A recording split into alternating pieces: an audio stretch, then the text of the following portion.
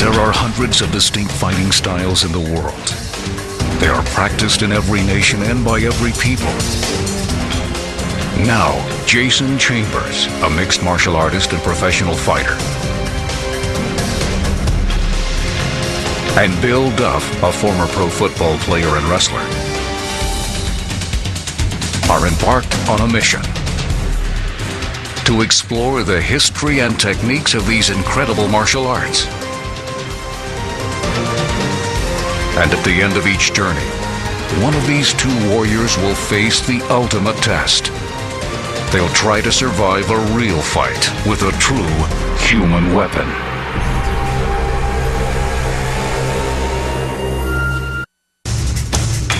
We traveled 25 miles to the forested hills outside the ancient town of Megiddo.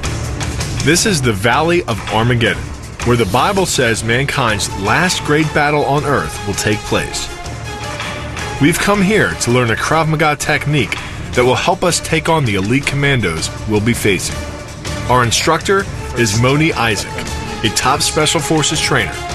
Gun disarming and weapon disarming become a big issue. This is what I'm going to teach you today. A gun disarm is a move that is especially relevant here in Israel. Today, there are 200 million people here in the Middle East and 100 million guns.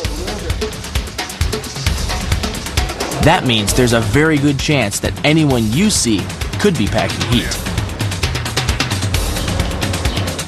But the move we're going to learn will allow us to take our opponent's gun and use it against him. It's called the pistol disarm. Of course, the first rule is that if you're ever confronted with a gun on the street, you shouldn't fight. It's not worth dying over your wallet, but in combat, things are different. And when I pull here, I can continue on taking the gun. As I turn, is wrist turn. Just shift and pull. The most important step of the pistol disarm is to get yourself out of the line of fire. But rather than step to the side, you simply twist your hips, removing your core from the line of fire. Then you pull the attacker forward, off-balancing him while holding his wrist against your torso. Once you've got control of the gun, you just grab the barrel and twist, prying the gun from his hand. I want to be like a magician. I want to be able to move the gun from your hand to my hand, create distance, and in that stage, I have the power. The disarm is basically a judo wrist lock and uses many of the same principles. By pulling your attacker forward as you turn, he loses his balance, giving you control of his wrist. The barrel of the gun then becomes a lever, allowing you to take the gun.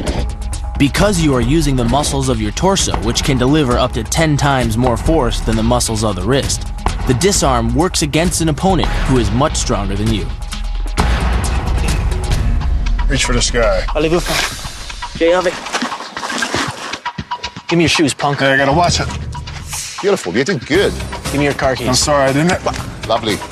Oh, lovely. That was great. Hurt him a little bit more.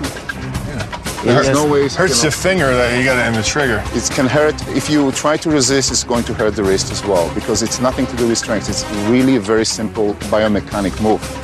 But the pistol disarm isn't just about force. It's also about mind. Moni teaches us a psychological trick. Never look in your opponent's eyes. An experienced attacker will see your pupils give an involuntary reflex 1/100th of a second before you make your move.